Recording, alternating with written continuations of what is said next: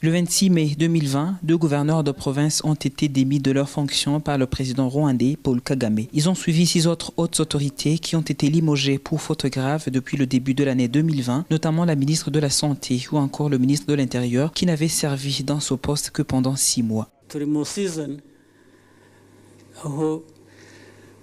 Nous sommes dans une période où je veux m'attaquer au problème de mauvaise gestion de nos ressources par certains d'entre vous. Cela fait exactement 17 ans qu'on vient ici, qu'on répète les mêmes choses et que certains d'entre vous continuent à faire n'importe quoi. Combien dois-je vous rappeler que ces ressources que vous abusez l'utilisation appartiennent aux Rwandais et non à vous individuellement?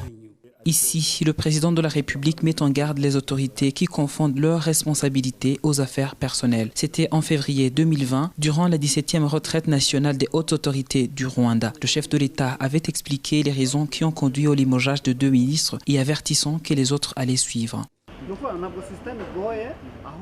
Je ne dirais pas que c'est le problème du système de gouvernance en place qui est très dur, mais plutôt une tendance selon laquelle les gens veulent s'enrichir trop vite et une fois dans les positions de pouvoir commettre des fautes graves. C'est ça, je trouve, comme noyau du problème. Et pourtant, certaines de ces personnalités sont encore jeunes, intelligentes et bosseurs. C'est pour ça qu'il faudrait peut-être les redresser pour profiter de cette énergie.